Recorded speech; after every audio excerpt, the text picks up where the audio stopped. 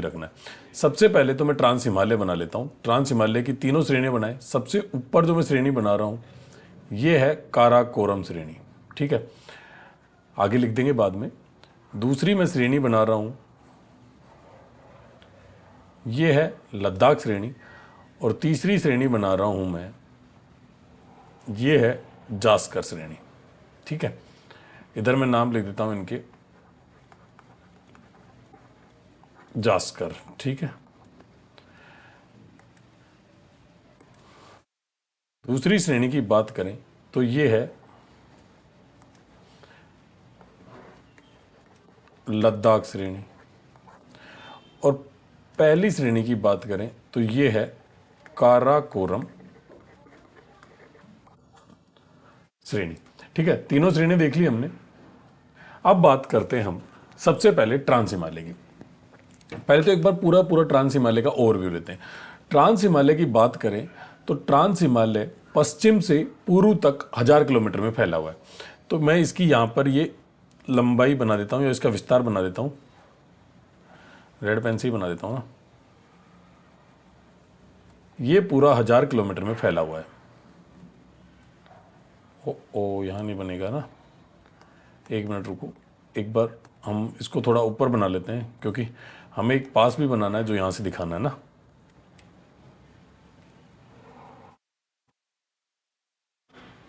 ठीक है, इसकी अगर चौड़ाई की बात करें, मैं साइड में लिख ही देता हूँ, आपको याद रखना है। ट्रांस हिमालय की चौड़ाई, ट्रांस हिमालय चौड़ाई की बात करें, औसत चौड़ाई, औसत चौड़ाई ओ के बाद जो डॉट है उसे समझ जाएं, 250 किलोमीटर। विस्तार पश्चिम से पूर्व तक 1000 किलोमीटर, ठीक है। और उसके बाद देखें औसत ऊंचाई,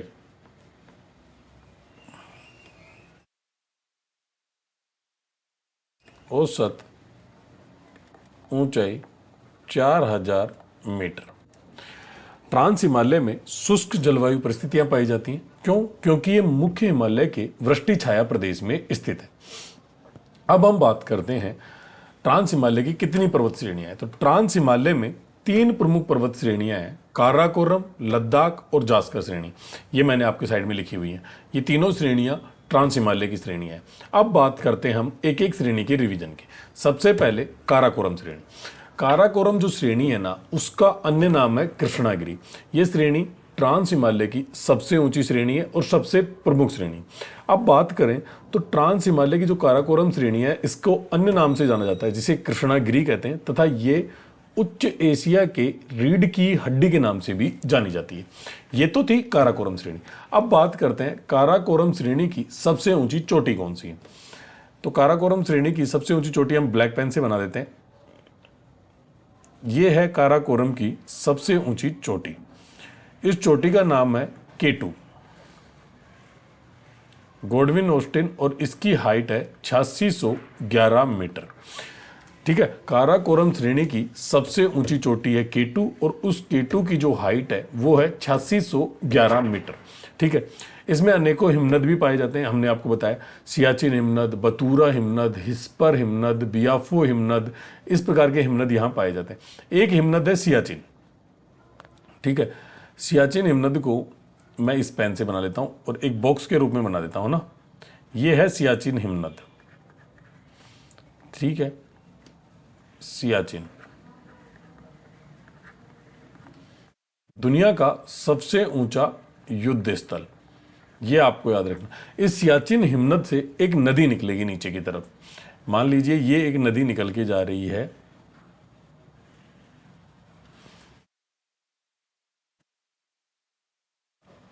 ये नदी है, ठीक है। इसकी एक सहायक नदी यहां से निकलती है और एक ये नदी है, ठीक है। ये नदी है श्योक और ये है नुब्रा, ठीक है। अब देखो ये तीन भुजाओं वाली घाटी, जो नुब्रा नदी घाटी है और शोक नदी घाटी है ना, ये तीन भुजाओं वाली घाटी है। एक भुजा, दो भुजा और ये तीसरी भुजा, तीन भुजाओं वाली घाटियां हैं। नुब्रा नदी घाटी जो है वो तीन भुजाओं वाली घाटी है। ये जो घाटी यहाँ बनेगी ना, इस घाटी का नाम है तीन भुजाओं वाली घाटी, और इसमें दो कुबड़ वाले ऊंट पाए जाते हैं जिन्हें बैक्टीरियन ऊंट कहा जाता है। ठीक है, ये था हमारा काराकोरम श्रेणी। अब इसमें एक पास पाया जाता है। ठीक है, दर्रे को हम इस कोने में बनाएंगे, सारे दर्रे इसी कोने में बनाएंगे हम, है ना। ये एक पास है, इस पास का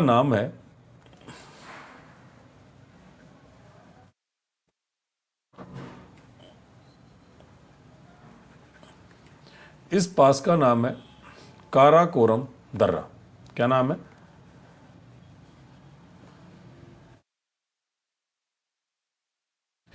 काराकोरम दर्रा। काराकोरम दर्रा किस किस के मध्य? भारत और चीन के मध्य। ठीक है, भारत और चीन के मध्य काराकोरम दर्रा, अर्थात भारत से चीन जाने का मार्ग जो है वो काराकोरम दर्रे से होता है। ठीक है, ये आपको याद रखनी है। काराकोरम श्रेणी पूरी समझ में आ जानी चाहिए आपको। विभिन्न प्रकार के हिमनद, सियाचिन, बतूरा, हिस्पर, अब वो यहाँ सारे बनाने की कोई बात नहीं है, क्योंकि मैंने वहाँ जब काराकोरम श्रेणी अलग से पढ़ाया था वहाँ पढ़ा दिया था। अब सियाचिन हिमनद दुनिया का सबसे ऊंचा युद्ध स्थल है, इससे नुब्रा नदी निकलती है और यहाँ से श्योक नदी निकलती है। इन दोनों की जो घाटी है उसे तीन भुजाओं वाली घाटी कहते हैं। यहाँ एक विशेष प्रकार के दो कुबड़ वाले ऊंट पाए जाते हैं जिन्हें बैक्टीरियन ऊंट के नाम से जाना जाता है। ये सारी चीजें क्लियर हो गई। अब हम चलते हैं लद्दाख श्रेणी पे। लद्दाख श्रेणी की बात करें तो लद्दाख श्रेणी ट्रांस हिमालय की दूसरी प्रमुख श्रेणी है, मध्यवर्ती श्रेणी है।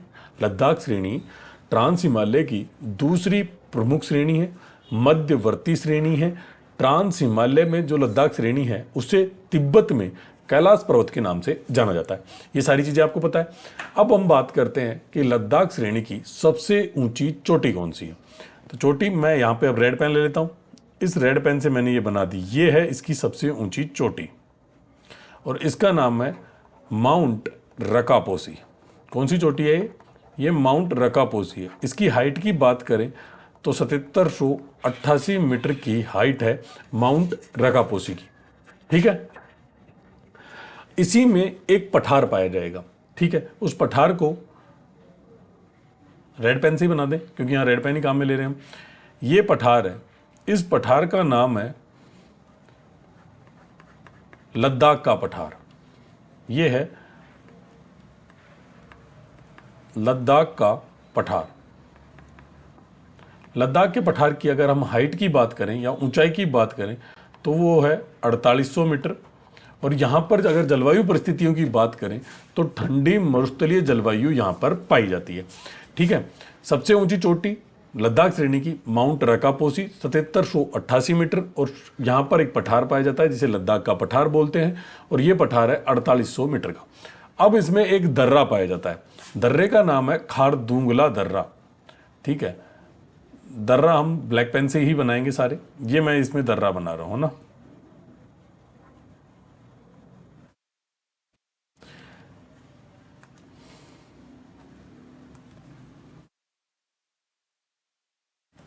ये मान लीजिए खारदुंगला दर्रा है, लिख देता हूं मैं इसको। खारदुंगला दर्रा। ये खारदुंगला दर्रा नुब्रा नदी और श्योक नदी घाटी को सिंधु नदी घाटी से जोड़ता है। अब सिंधु नदी घाटी की बात करें तो यहां से एक नदी बहेगी,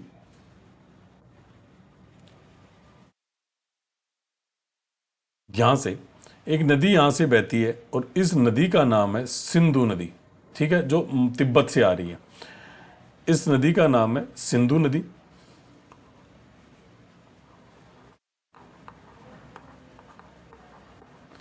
तो नुब्रा नदी और श्योक नदी घाटी को जोड़ता है खारदुंगला दर्रा। ठीक है, यहां इसके आगे लिख देते हैं नुब्रा और श्योक घाटी को जोड़ेगा।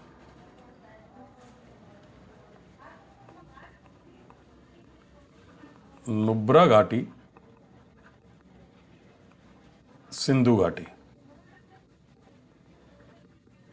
ठीक है, नुब्रा नदी घाटी और सिंधु नदी घाटी को जोड़ता है खारदुंगला पास। अब बात करते हैं हम जास्कर श्रेणी की। तीसरी और अंतिम श्रेणी में हम आ गए। ठीक है, अब मैं दो नदियां बनाऊंगा। ट्रांस हिमालय की दक्षिणतम श्रेणी है, ट्रांस हिमालय की दक्षिणतम श्रेणी है जास्कर श्रेणी। ठीक है, यहां पर हम ब्लू पेन ले लेते हैं। ये ब्लू पेन यहां देखना, जास्कर श्रेणी सूरू और कर्णाली नदी के बीच में इसका विस्तार है। ये सूरू नदी है और इधर से आ रही है कर्णाली नदी। सूरू और कर्णाली नदी के बीच में विस्तार है जास्कर श्रेणी का। ठीक है, अगर जास्कर श्रेणी की हम सबसे ऊंची चोटी की बात करते हैं तो इसकी सबसे ऊंची चोटी है कामेट। इस चोटी का नाम है कामेट।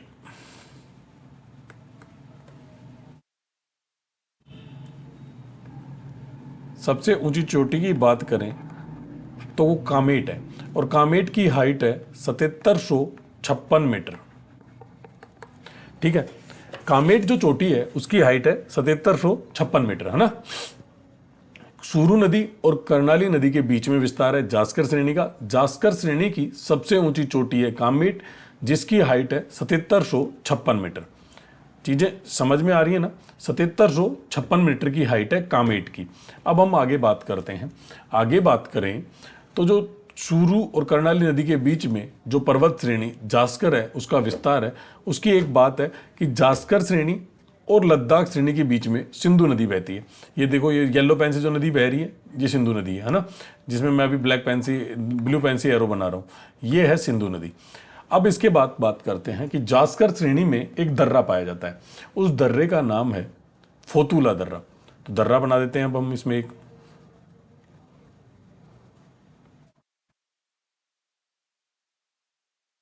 ये है एक दर्रा। ठीक है, दर्रा बना दिया।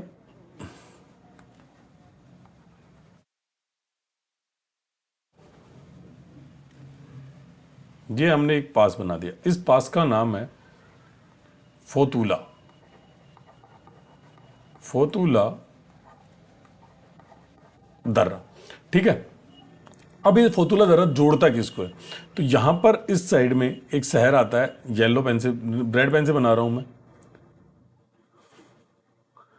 ये तो चोटी के रूप में दिखेगा, फिर कंफ्यूज हो जाएंगे अपन ना। ये बॉक्स में बना देता हूं मैं ना। ये बॉक्स मान लो कि ये श्रीनगर शहर है। कौन सा है ये श्रीनगर है।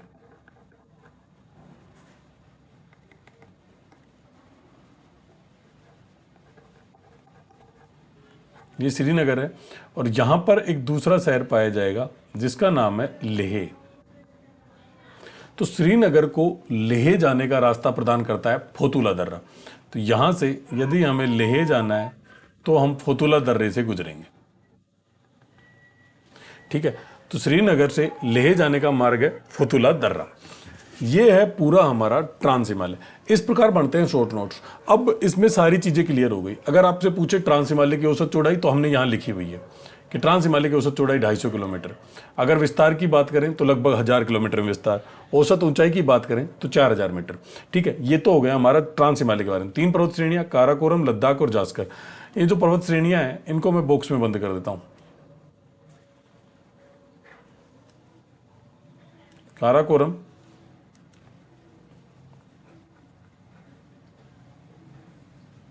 लद्दाख और जास्कर, ये 3 पर्वत श्रेणियां हैं। अब बात करें तो फिर हमने काराकोरम श्रेणी देखी। अगर पूछ ले हमसे, इसी एक पेज पे पूरा पूरा ट्रांस हिमालय हमारा कवर हो जाएगा।